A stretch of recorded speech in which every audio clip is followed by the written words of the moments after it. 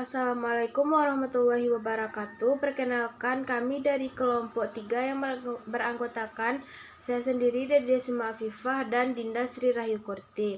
Baiklah, kami akan mempresentasikan hasil diskusi kami yang berjudul Analisis Statistik Data Sampling Tumbuhan.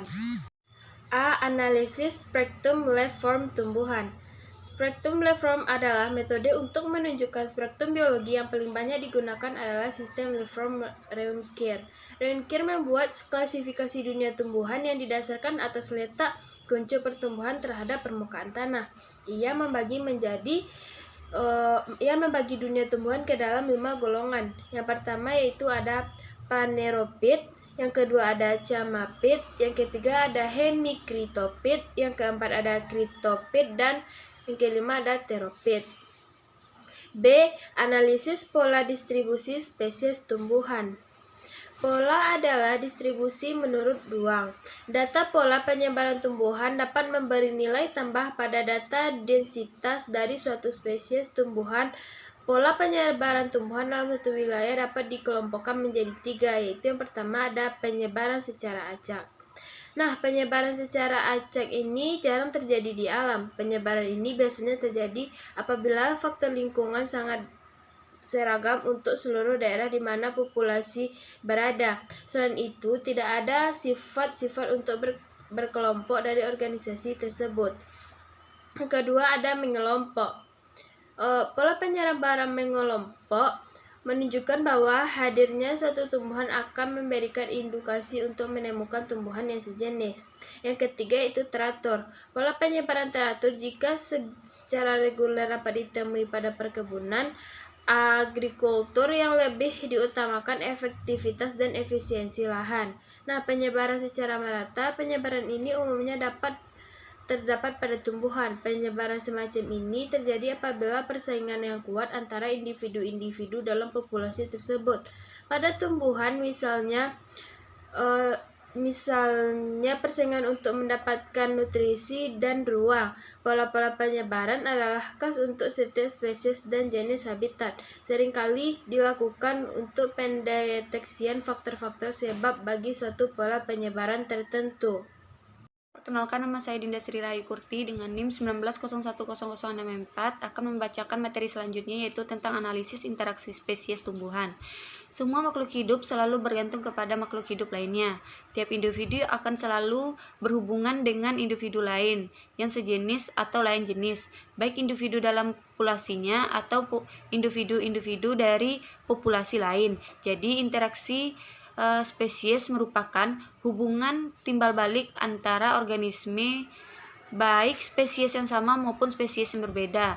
Interaksi demikian banyak kita lihat di sekitar kita. Persaingan terjadi ketika organisme baik dari spesies yang sama maupun dari spesies yang menggunakan sumber daya alam. Di dalam menggunakan sumber daya alam, tiap-tiap organisme yang bersaing memperebutkan sesuatu yang diperlukan untuk hidup dan mempertumbuhkan interaksi antara populasi dapat dikelompokkan berdasarkan mekanisme interaksi atau efek interaksi. Ekologiawan menggunakan kedua klasifikasi dan sering menggabungkan keduanya, yaitu D. Penentuan struktur tegakan tumbuhan. Tegakan yaitu kelompok tumbuhan yang mempunyai ciri-ciri seragam melalui dari jenis, umur, dan ukuran. Tegakan hutan sebelum dan sesudah penebangan akan mengalami perubahan komposisi dan struktur tegakan. Komposisi jenis merupakan salah satu nilai yang digunakan untuk mengetahui proses suksesi yang sedang berlangsung pada suatu komunitas yang telah terganggu. Struktur tegakan untuk menerangkan sebaran individu tumbuhan dalam lapisan tajuk hutan. Lapisan hutan yang stabil harus memiliki struktur populasi untuk seluruh umur. Pada tegakan tidak seumur, distribusi frekuensi jumlah pohon menurut kelas diameternya akan membentuk kurva J terbalik. Stratifikasi atau pelapis tajuk merupakan susunan tetumbuhan secara vertikal di dalam suatu komunitas tumbuhan atau ekosistem hutan. Tajuk pohon hutan hujan tropis sangat rapat, ditambah lagi adanya pertumbuhan yang memanjat, menggantung, menempel pada dahan-dahan pohon, misalnya rotan, anggrek, dan paku-pakuan. Yaitu analisis klaster pada tumbuhan. Analisis klaster merupakan teknik multivariat yang mempunyai tujuan utama untuk mengelompokkan objek-objek berdasarkan karakteristik yang dimilikinya. Analisis klaster mengklasifikasikan objek sehingga setiap objek yang paling dekat kesamaannya dengan objek lain berada pada klaster yang sama.